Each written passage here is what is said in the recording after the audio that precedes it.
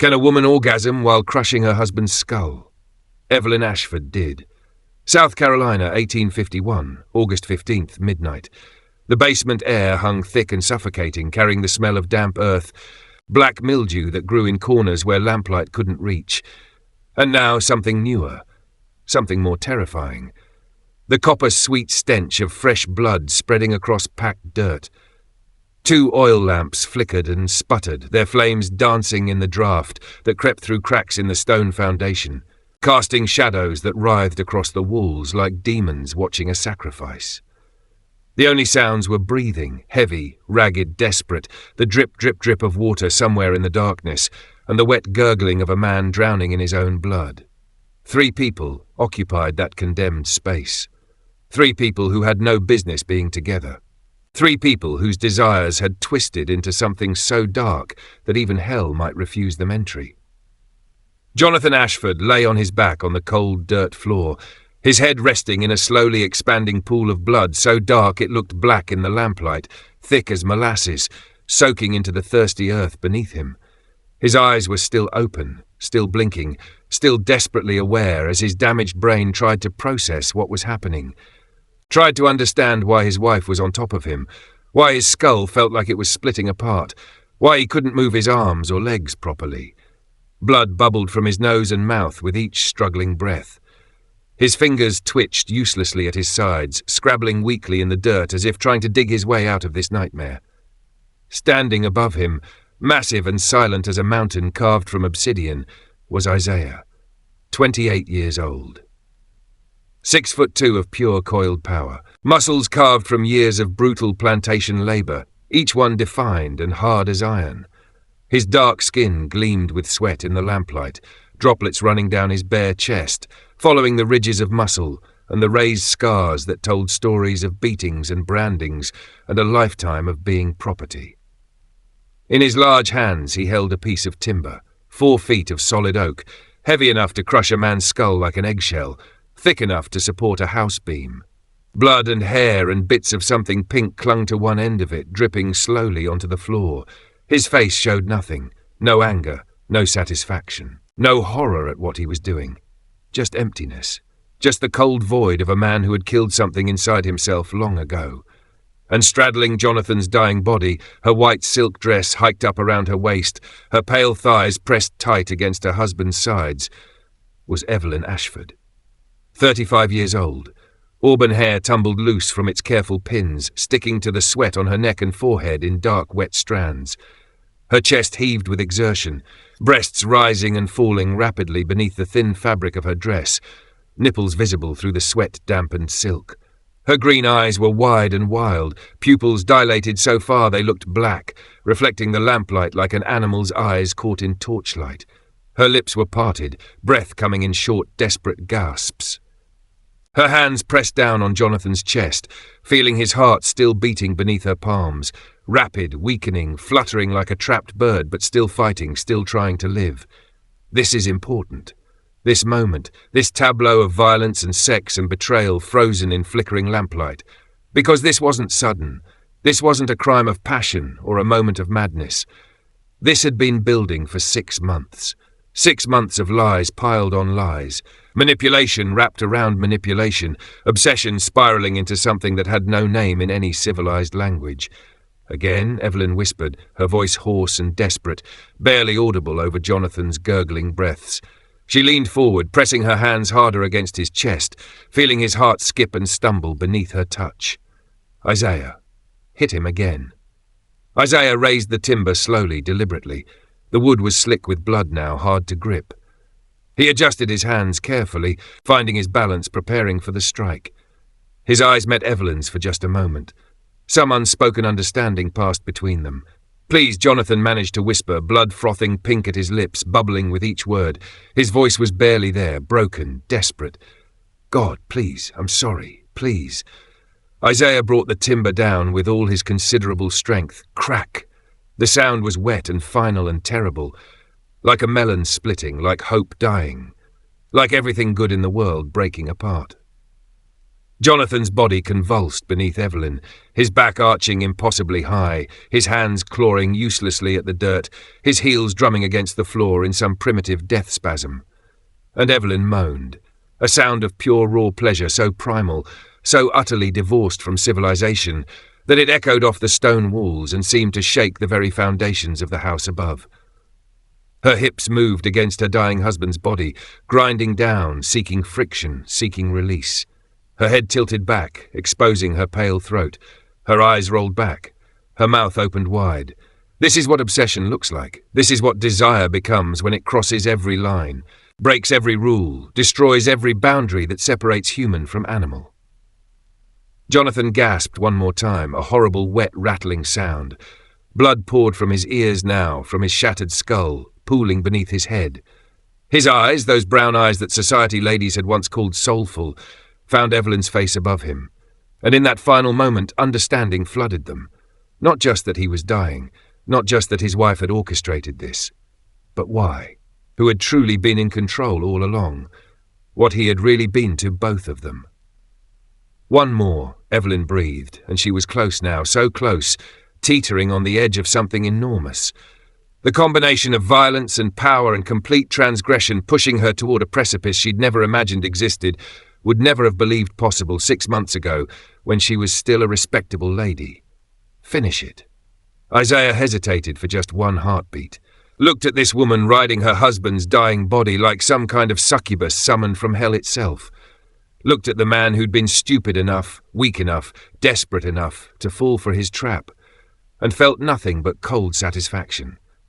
He struck a third time with brutal finality. This blow shattered what remained of Jonathan Ashford's skull completely, pieces of bone pushed deep into brain tissue. Blood and cerebrospinal fluid sprayed across the dirt floor in a wide arc, splattered Evelyn's dress, her exposed legs, her face and hair. The sound it made was obscene. Jonathan's body jerked once, violently, twice, weaker, then went completely still. The light faded from his eyes, his chest stopped moving, his heart gave one last desperate beat and stopped. And as her husband took his final breath, as his heart made its last attempt to pump blood through his destroyed body, as his life ended beneath her in a basement that smelled of earth and blood and sin, Evelyn climaxed, her back arched like a bowstring pulled taut. Her mouth opened in a silent scream, no sound coming out, just this huge, terrible release. Her entire body shook with the force of it, wave after wave of pleasure and horror and power and shame and ecstasy, all twisted together into something that had no name, something that shouldn't exist, something that proved humans were capable of absolutely anything when the right circumstances aligned. She collapsed forward onto Jonathan's corpse, her body still trembling with aftershocks, her breath coming in great heaving gasps. Blood soaked into her dress, her husband's blood, still warm. Isaiah stood there, watching this. The timber dropped from his hands, landing with a dull thud beside the body. He wasn't breathing hard, wasn't shaking, just watching with those empty eyes. The basement fell silent, except for Evelyn's ragged breathing gradually slowing, gradually returning to normal, and that eternal drip, drip, drip of water in the darkness, and now a new sound, blood dripping from the timber onto the dirt floor. Drip, drip, drip.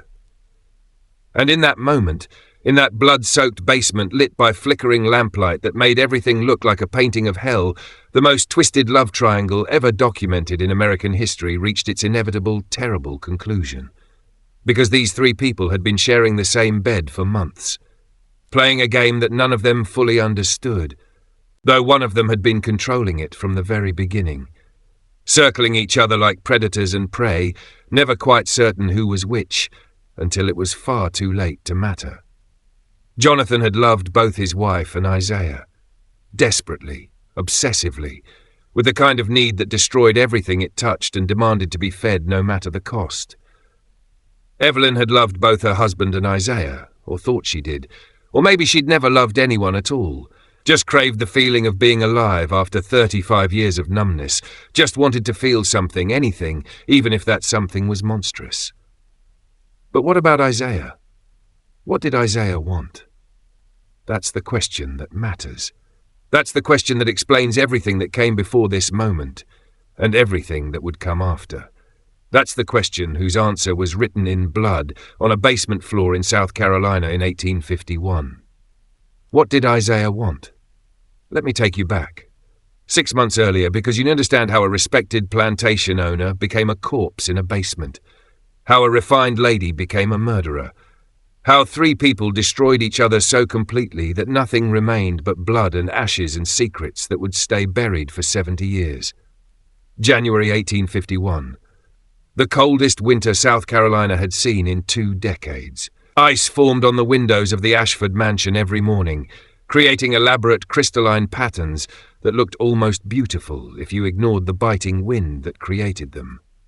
The cotton fields lay dormant, brown and stubbled like an old man's beard, waiting for spring that seemed like it would never come. 200 slaves huddled in their wooden quarters, burning whatever scraps of wood they could find to stay warm, knowing that if they burned too much, they'd be whipped for wasting plantation resources. And in the center of all this, in a mansion that had cost more than most men would earn in 3 lifetimes, standing at a window made of glass imported from England, Jonathan Ashford stared out at his domain and felt absolutely nothing. 42 years old, 6 feet tall, lean build from a lifetime of eating well but never doing actual labor. Dark hair just starting to grey at the temples, touched with silver that his barber carefully trimmed every week to make it look distinguished rather than old.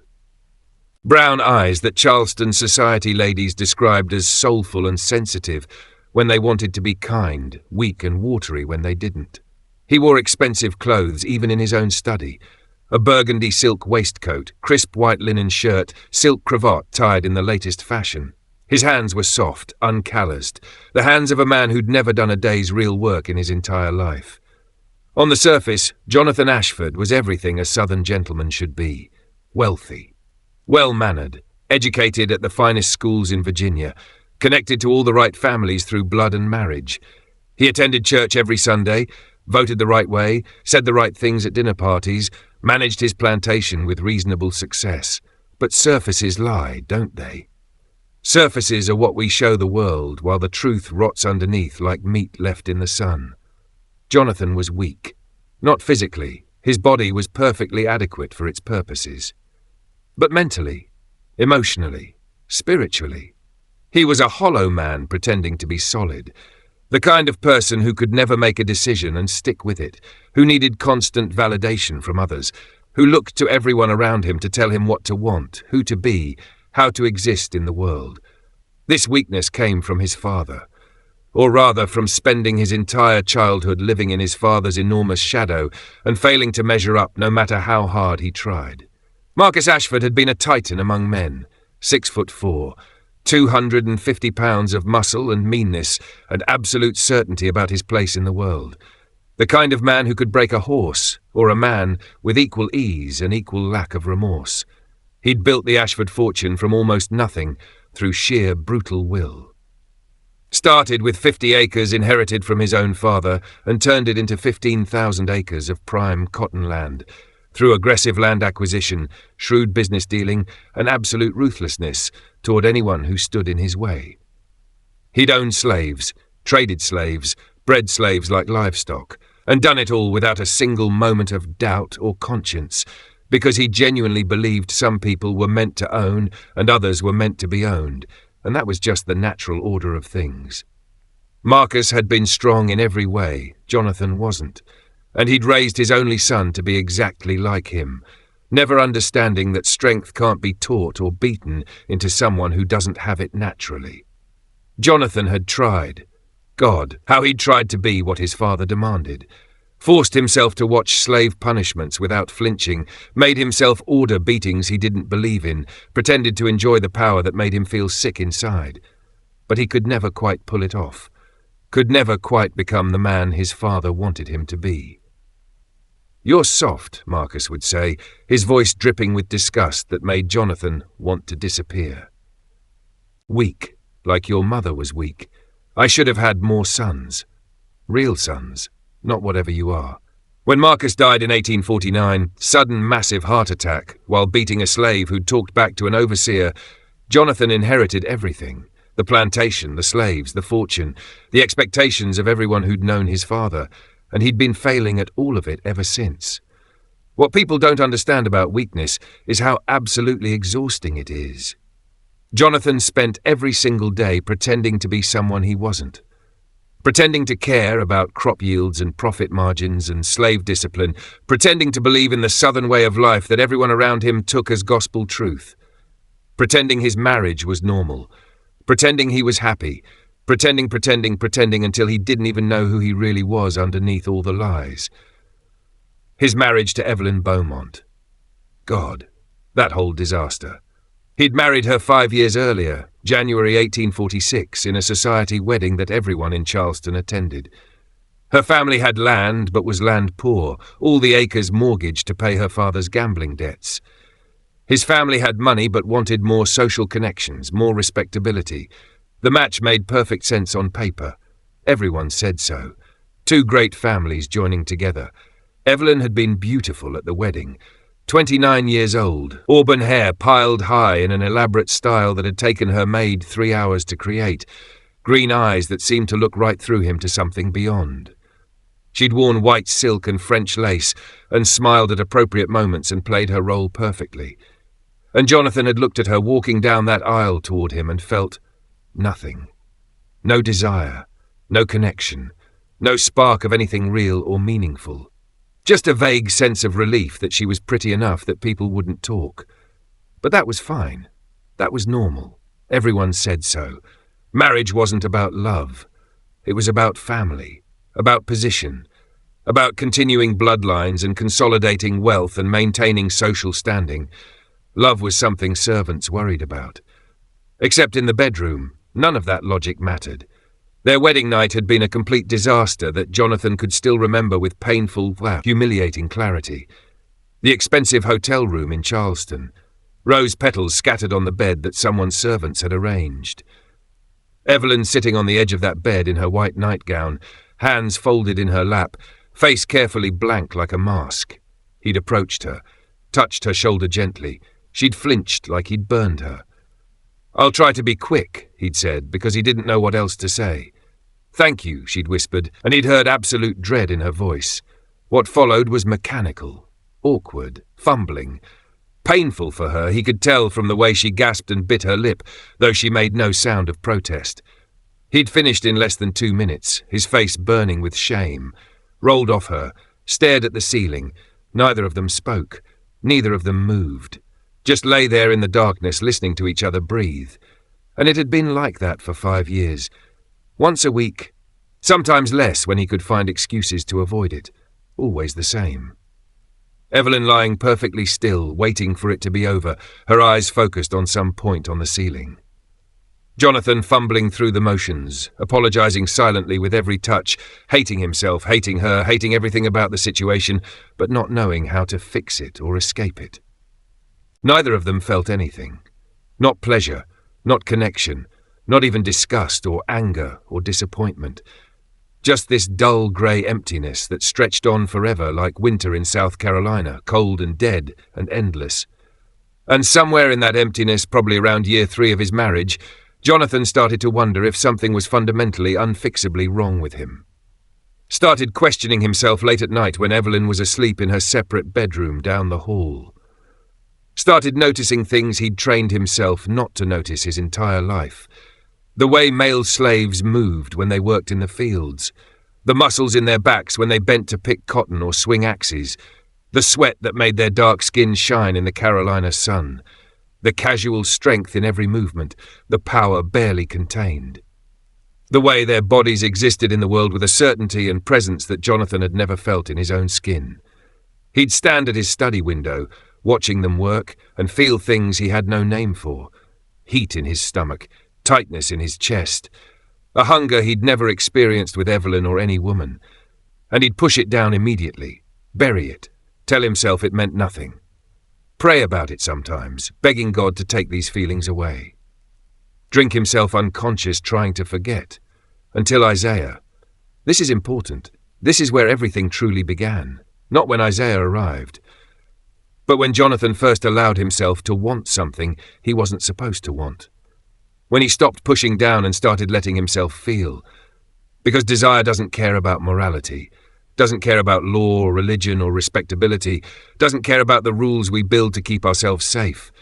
Desire takes what it wants. And Jonathan had been denying his desires for 42 years.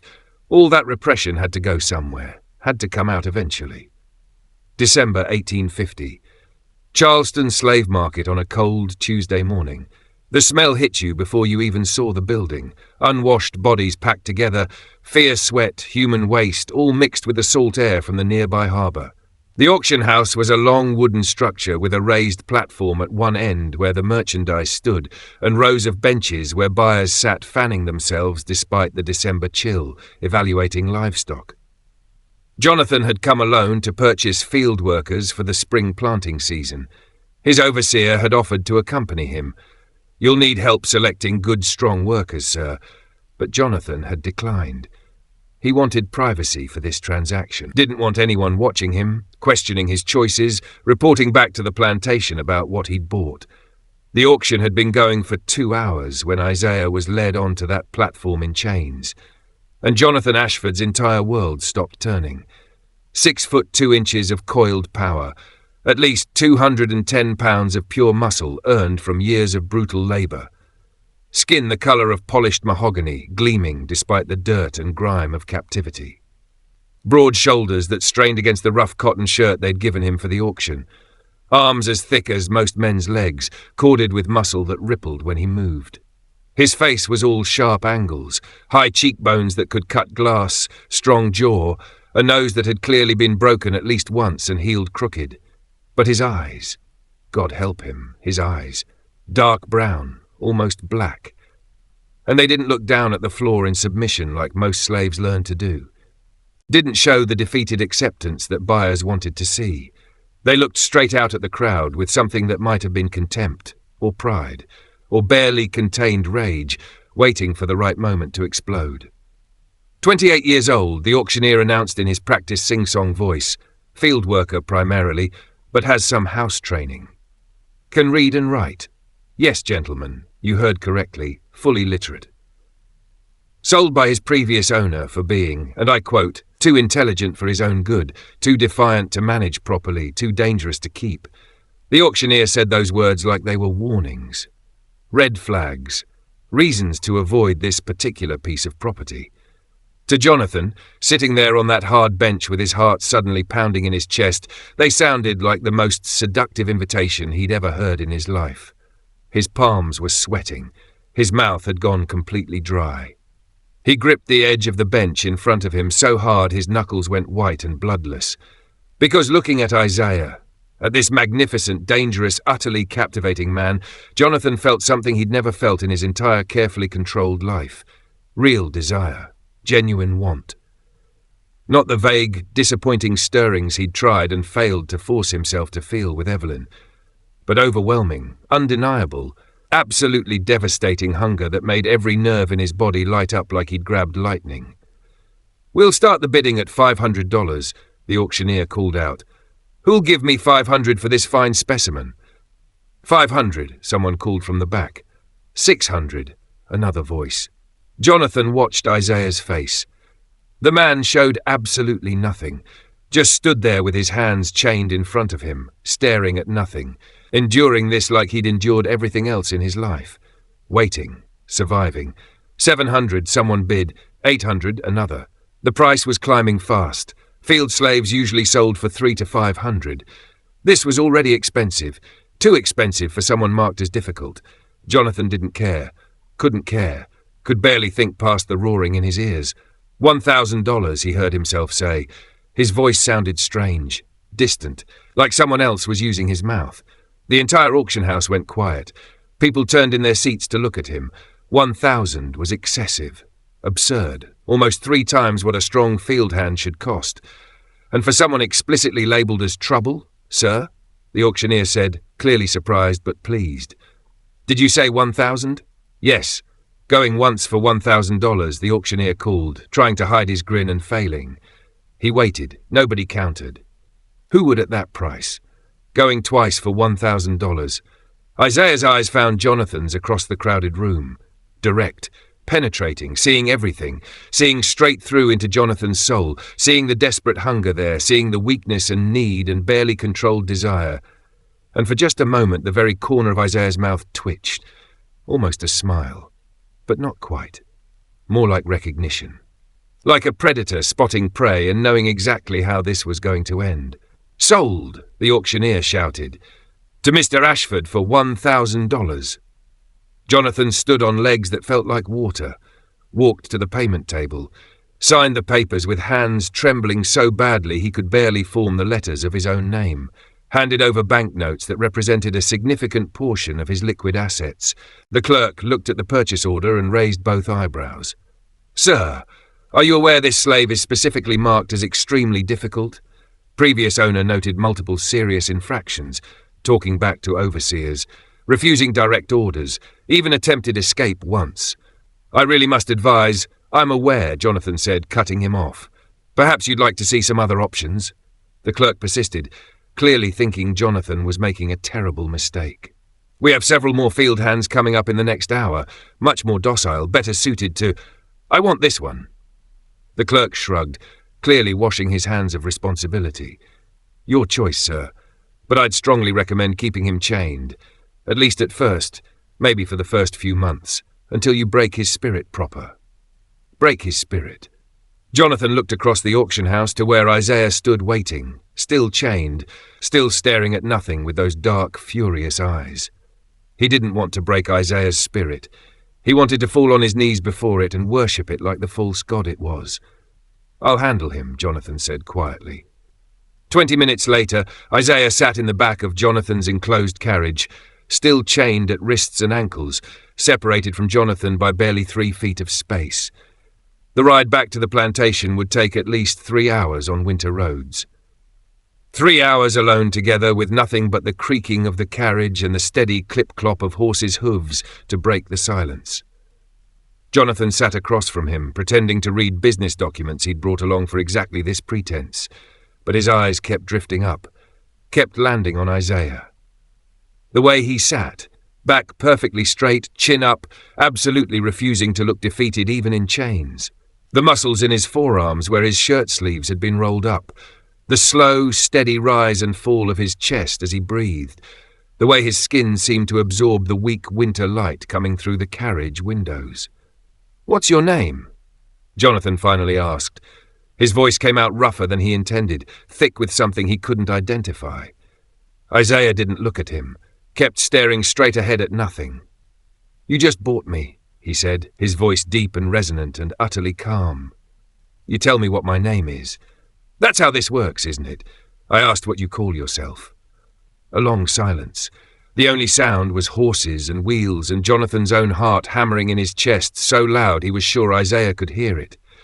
"Isaiah," the slave finally said. "From the Bible? My mother chose it before they sold her away when I was 3 years old." Isaiah's voice was completely flat, completely emotionless. She said Isaiah was a prophet, someone who spoke truth even when truth was dangerous, even when speaking got you killed. "Do you speak truth?" Now Isaiah looked at him, really looked at him, and Jonathan felt absolutely pinned by that gaze, like a butterfly mounted on a collector's board, wings spread and helpless. "Would you want to hear it if I did?" Isaiah asked. "I? Yes, I think so." Jonathan wasn't sure that was true, but he said it anyway. "Then here's truth. You didn't buy me for field work. You didn't buy me because you need another strong back for cotton picking. You bought me because looking at me makes you feel something you don't feel with your wife." Jonathan's breath caught in his throat. His face flushed hot. "I don't know what you—" "Don't lie," Isaiah interrupted, and there was steel in his voice now. "I saw how you looked at me on that platform. Same way white men always look at slaves they want for certain purposes, except you weren't looking at me like property you could just use and discard. You were looking at me like a drowning man looks at air. Like I was the only thing that could save you. This is the moment Jonathan should have stopped everything. Should have turned the carriage around, taken Isaiah back to Charleston, demanded a refund. Gone back to his safe, empty life and pretended this never happened. But he didn't. "Are you afraid?" Jonathan asked instead, his voice barely above a whisper. "Of me?" of what I might do to you." Isaiah laughed. It was a short, bitter sound with no humour in it whatsoever. "Master, I've been beaten until I couldn't stand, branded with hot iron, sold away from every single person I ever loved, forced to work until my hands bled and kept working through the blood. You think anything you do to me could possibly scare me after all that? Then what do you want?" The question hung between them in the enclosed carriage. The only sound was horses' hooves, the creaking of wheels on frozen ground, and Jonathan's rapid, shallow breathing. "What do I want?" Isaiah repeated slowly, as if genuinely considering the question. He leaned forward as much as his chains would allow. "I want you to take these chains off me. I want to be free. I want to go back 10 years to a barn in Georgia and save the man I loved from being beaten to death by your father. I want to kill every white man who's ever owned me or sold me or hurt me. I want to watch everything you people have built burn to ash." He paused, smiled, but it wasn't a kind smile or a warm smile or even an angry smile. It was cold, empty, the smile of a dead man walking. "But since I can't have any of those things," he continued, his voice dropping even lower, "I'll settle for watching you destroy yourself. That should be entertaining enough." Jonathan should have been terrified, should have recognized the danger in those words, the promise of destruction, the warning signs so obvious a child could have seen them. Instead, he felt more alive than he'd felt in years, maybe ever. He brought Isaiah back to the plantation late that afternoon. The winter sun was already setting, painting the sky in shades of orange and blood red. Instead of assigning Isaiah to the slave quarters and the fields like he should have, Jonathan assigned him to the main house. Personal servant, close quarters, daily contact. Evelyn noticed immediately, of course. Women always notice. "Why is he here?" She asked that first night at dinner, her green eyes moving from Jonathan to Isaiah and back again. "In the house? You have enough house servants." "He's educated," Jonathan lied, not even bothering to make the lie convincing. "Can read and write. I need someone to help with plantation correspondence and record-keeping." Evelyn studied Isaiah with narrowed eyes for a long moment. Even then, even from the very beginning, she sensed something wrong, something dangerous. Some fundamental shift in the household dynamics that she couldn't quite name but could definitely feel. But she said nothing. Just watched. Just waited. Just filed it away for future consideration, because Evelyn had her own secrets. Her own hungers. Her own desperate need for something more than the slow death of respectability. And Isaiah. Isaiah watched them both and smiled his empty smile and knew exactly how this was going to play out. 3 people. 3 desperate needs, 3 different kinds of hunger, all on a collision course that would end in blood. 3 weeks of torture. 21 days of Jonathan finding every possible excuse to be near Isaiah, creating reasons for him to come to the study, asking questions that didn't need asking, starting conversations that went nowhere, standing too close, looking too long, touching shoulders accidentally on purpose when passing in hallways.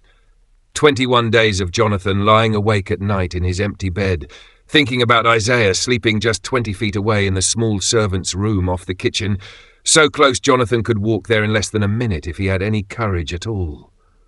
21 days of Isaiah watching Jonathan with those dark, knowing eyes, seeing everything, understanding everything, waiting patiently for Jonathan to break, because Isaiah had been planning this for 10 years. He knew exactly what weakness looked like, knew exactly how to exploit it. Late January, a cold night with wind howling around the corners of the mansion like something alive and hungry, rattling windows in their frames, making the whole house creak and groan. Jonathan sat in his study supposedly reviewing plantation account books, but he'd read the same page of numbers 6 times without comprehending a single figure. All he could think about was Isaiah. Always Isaiah now. The way he moved, the way he spoke, the way his hands looked when he wrote, the way his shirt pulled across his shoulders. Every tiny detail catalogued and treasured and obsessed over until Jonathan thought he might go mad from wanting. He'd been drinking. Brandy from a crystal decanter that had belonged to his father. The alcohol burned going down, but did absolutely nothing to quiet the voice in his head, screaming that he was damned, damned, damned for what he wanted. Damned for what he was. 1 glass, 2, 4, 5. The numbers on the ledger blurred together. The lamplight seemed to pulse in time with his heartbeat. The room felt hot despite the cold night outside. Around midnight, he wasn't certain of the exact time, had lost all track, Jonathan stood up on unsteady legs. His hands shook as he set down his glass. His mouth tasted like copper and fear and terrible, terrible need. He walked to Isaiah's room like a man walking to the gallows, knowing he was about to destroy himself, knowing this would end badly, unable to stop. The door was unlocked. It always was. Slaves didn't get locks on their doors. Jonathan entered without knocking, without announcement, without giving himself time to reconsider. The room was tiny, barely 8 feet square, more like a closet than proper quarters. A narrow bed, a wooden chair, a small table, a single candle burning low, and Isaiah sitting on the edge of his bed, fully dressed as if he'd been waiting, which of course he had been. "I knew you'd come tonight," Isaiah said quietly, could feel it in the air, feel your desperation from across the house. Jonathan closed the door behind him, leaned against it. His heart was hammering so hard he thought it might burst through his ribs and land bleeding on the floor. "I don't," he started, stopped. His mouth was dry. The brandy made thinking difficult. "I don't know why I'm here." "Yes, you do. This is wrong. I shouldn't." "But you're here," Isaiah interrupted. Doors closed.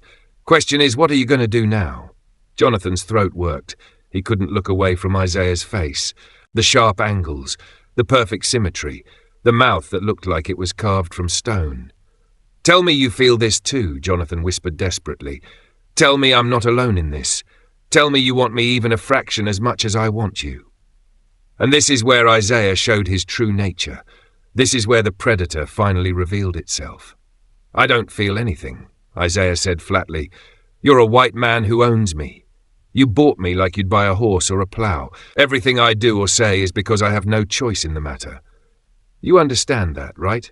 There's no feelings here, no wanting, just property and owner." The words hit Jonathan like a punch to the stomach. He actually stumbled back against the door, gasping.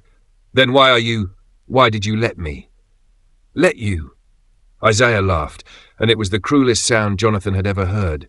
"Master, I don't get to let you do anything. You want to come to my room at midnight drunk and desperate? I can't stop you. You want to touch me? I can't refuse. You want to use me however you want? That's what slavery means. That's what you paid $1,000 for, the right to do whatever you want to me. No. No, I would never force." Jonathan's voice cracked. "Wouldn't you?" Isaiah stood up, and suddenly the small room felt even smaller with both of them in it. "If I told you to leave right now, if I said I wanted nothing to do with you, if I asked you to please just let me be, would you go? Would you respect that? Or would you remind yourself that I'm your property and take what you want anyway?" Jonathan felt tears burning in his eyes. "I'm not like that. I'm not my father. I'm not." "Then leave," Isaiah said simply. "Leave right now. Walk away. Go back to your wife and your empty bed and your hollow life. Prove you're different." The challenge hung between them like smoke. Leave. Walk away. That's all he had to do. Just turn around, open the door, walk 20 feet back to the main part of the house, pretend this never happened, keep burying the truth until it buried him. He should have left. God knows he should have. "I can't," Jonathan whispered. "Why not?" "Because I've been dying for 42 years. Every single day pretending to be someone I'm not. Every night lying next to a woman I don't want and will never want. Every moment wondering if this is all there is. And then I saw you on that auction platform, and for the first time in my entire life I felt something real." "Love?" Isaiah asked, his tone mocking. "No, not love. I don't even know you." Jonathan wiped his eyes with shaking hands. "Need, hunger, desire, desperation. All the things I've been taught are sins. All the things I've buried so deep I thought they were gone forever. You brought them back, made me feel them, made me want to be alive instead of just existing." Isaiah studied him for a long moment. His face showed absolutely nothing. Then he said, "Take off your shirt." Jonathan's breath caught. "What? You heard me. If you're staying, if you're doing this, then do it. Stop talking, stop crying, stop making excuses. Take off your shirt." Jonathan's hands moved to his collar, fumbled with the buttons. The small room felt airless, suffocating. He could hear his own breathing, ragged and desperate. Could smell the brandy on his own breath, the sweat on his skin, the wood smoke from the candle. Could feel Isaiah's eyes on him, watching, evaluating. The shirt fell to the floor. "Now come here," Isaiah commanded. Jonathan crossed the small distance between them on legs that barely held him. Stood directly in front of Isaiah, close enough to feel the heat radiating from his body, close enough to see the slow rise and fall of his chest, close enough to smell him, sweat and cotton and something else, something that made Jonathan's head swim. "Look at me," Isaiah said softly. Jonathan looked up, met those dark eyes, and saw nothing in them. No warmth, no desire, no connection, just cold calculation. It should have stopped him. Should have made him see this for exactly what it was. Manipulation, a trap, a predator playing with prey before the kill. But Jonathan was too far gone, too desperate, too broken. Isaiah reached out with one large hand, put it on Jonathan's bare shoulder. The touch burned like a brand. "This is what you want?" Isaiah asked. "Even knowing I feel nothing for you?" "Yes," Jonathan breathed. "Even knowing this is wrong? That you're betraying your wife, your God, everything you claim to believe in? Yes. Even knowing I'm going to use this to destroy you? Yes." Isaiah's hand slid from Jonathan's shoulder to the back of his neck, gripped there, not gentle, almost painful. "Then take it," Isaiah said. And Jonathan did.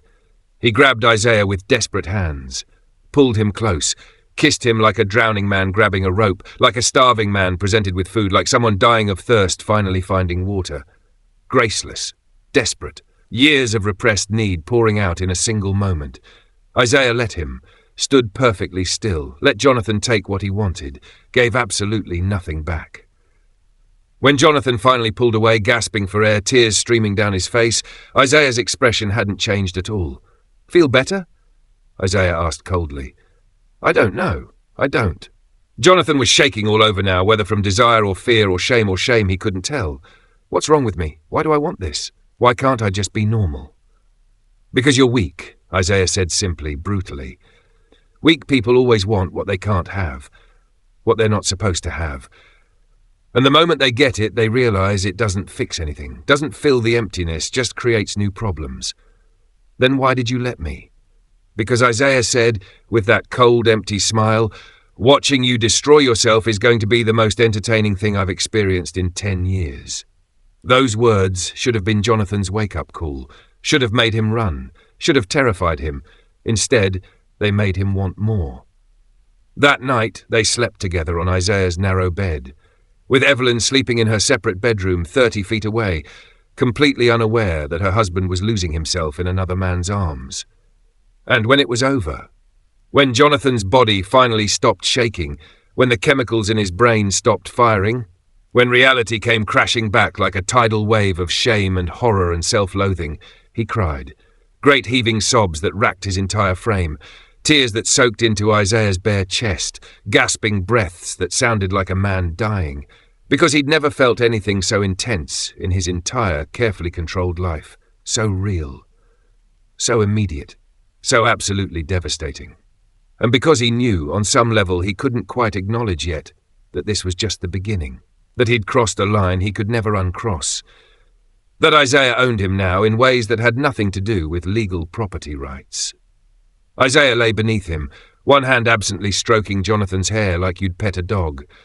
His face showed nothing, no satisfaction, no triumph, no empathy or care or connection, just emptiness. What have I done? Jonathan whispered into darkness. God, what have I done? I'm damned now, aren't I? Damned forever. You've crossed a line, Isaiah said calmly, almost soothingly, and there's no crossing back. That's all. Nothing you do from this point forward will change what you did tonight. This is where everything started to go wrong, because Jonathan thought this was love, thought he'd found his soulmate, thought Isaiah felt the same desperate connection, the same overwhelming need. But Isaiah felt nothing, absolutely nothing. Isaiah was playing a much longer game, had been playing it since the moment he saw Jonathan at that auction, since before that, really. Since the night 10 years ago when he'd watched Jonathan's father beat the man Isaiah loved to death with a riding crop. Slow, methodical, making it last for hours, making Samuel scream until his voice broke and then scream some more. Everything that happened after this night, every touch, every whispered word, every moment of perceived intimacy was manipulation. Pure and calculated and completely without genuine feeling. Jonathan never saw it coming. How could he? He was too busy drowning to notice someone had thrown him in the water deliberately. Evelyn Ashford had been numb for 35 years, dead inside in all the ways that mattered, but she didn't know she was dead until she started feeling alive again. Raised in Richmond by a mother who believed women of their class existed to endure, not enjoy. Sex was duty, not pleasure. A lady's body belonged to her husband for producing heirs, nothing more. Your job is to lie still and think of pleasant things. Her mother had told her the night before her wedding. It will be over quickly if you don't resist. 5 years of marriage to Jonathan. 5 years of lying perfectly still while he fumbled with her nightgown, entered her without preparation, finished in minutes, rolled away apologizing. 5 years of staring at ceilings. 5 years of feeling absolutely nothing, until she noticed Jonathan's change. February 1851. Warm afternoon. Jonathan had ridden into Charleston for business. Evelyn sat in the garden with embroidery she wasn't actually doing, just moving the needle through fabric mindlessly while her thoughts wandered. Isaiah appeared around the corner of the house, shirtless despite February chill, trimming hedges with long, efficient movements. Sweat gleamed on his dark skin. "You're staring, Mrs. Ashford," he said without looking at her. She jumped, dropping her embroidery. "I wasn't." "Same way your husband stares at me." He turned to face her directly, hedge trimmers still in his hands. "He comes to my room 3 times a week now, sometimes more. Did you know that?" The world tilted. Evelyn's breath caught. "Stop." He cries after Isaiah continued, stepping closer, every single time. Says my name like I'm his salvation. Something in Evelyn shattered. All the years of repression, all the numbness, all the being told what to want and how to feel. She stood, heart-pounding, walked toward him. "Show me." "Show you what? What makes him cry?" They went to his quarters. Small room, narrow bed. Isaiah closed the door. "Take off your dress," he commanded. Her hands shook violently on the buttons. Dress fell, corset, petticoats, until she stood naked before a slave in the afternoon. "Do you understand what this means?" Isaiah asked. "I don't care. I need to feel something. Anything. Please." Ladies don't say please to slaves. I'm not asking as a lady. I'm asking as a woman who's been dead for 5 years. Isaiah stepped close, put one hand on her throat, not squeezing, just holding. "If I do this, you're not in control anymore. You're mine until I'm done with you." "Yes," she whispered. What happened changed Evelyn forever. Isaiah didn't make love. He used her. Rough, demanding, taking everything and giving nothing back. And Evelyn's body finally responded after years of nothing. She climaxed violently, explosively, again and again. Afterward, "Is that what it's supposed to be like? Do you feel anything when we—" she asked. "No," Isaiah said. "I feel nothing." Those words freed her. This wasn't about emotion, just sensation. Her body finally working. "I'll come back tomorrow." "I know."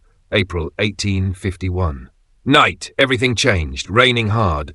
Jonathan drunk, heading to Isaiah's quarters around 11, Evelyn watching from her window, following. Jonathan entered. "Isaiah, I need." He froze. Evelyn already there. Nightgown soaked, hair plastered, nobody moved, nobody breathed. You've been..." Jonathan's face went white. "Yes," Evelyn said. "How long?" 2 months. This is different. We have nothing, Jonathan. We never did." "Come inside," Isaiah said. "Both of you." They obeyed. "I've been waiting for this. You're both so predictable." "What are you talking about? This. You, her, me. I orchestrated all of it. Made you both want me. Made you desperate." "What do you mean?" Isaiah told them. About Samuel. About Marcus Ashford beating Samuel to death. About 10 years planning revenge. Every touch, manipulation. Every word, lies. He felt nothing. "So what now?" Evelyn asked. "Now we see how far you'll go, because you both still want me. You're addicted." He was right. We're going to continue. All 3 together. They agreed. 3 months of madness. Jonathan deteriorating, Evelyn transforming, Isaiah watching. June. Evelyn pregnant. "Whose child?" "It's mine," Jonathan said desperately. "Will it?" Isaiah smiled. July. Heat. Jonathan breaking. "Tell me you love me, please. You know it would be a lie. If you won't love me, I'll kill you. Do it." Jonathan couldn't. August. Evelyn to Isaiah. "We need to end this. Kill him." They planned, made it look like accident. August 15th. Called Jonathan to basement. "What's this about?" "Sit down." Evelyn climbed on him. One last time. As Jonathan responded, Evelyn nodded to Isaiah. "Crack, crack, crack." Evelyn moaned. One more. Jonathan died. Evelyn climaxed. Done. Now we wait 3 months. November. Baby born. Boy. December. Evelyn's coffee tastes bitter. By evening she can't move. Poison. Isaiah said. Arsenic. Did you really think I'd let you live? You were always just a tool. I wanted the Ashford family destroyed completely. All of it. The baby, already gone. Smothered an hour ago. Evelyn's heart shattered. Property signed over. By tomorrow I'll be gone. Evelyn died slowly that night. Isaiah disappeared with the fortune. 1923. Sarah Washington published memoir. She'd been 9 in 1851. The baby didn't die. Isaiah lied.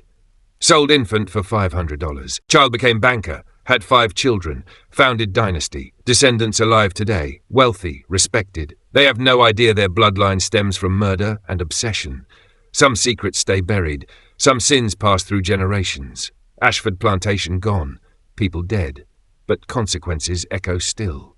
Could someone really transform this completely? Could obsession drive people to murder? How many other stories exist, buried under respectability? That baby who survived. That dynasty built on murder. Do they deserve to know?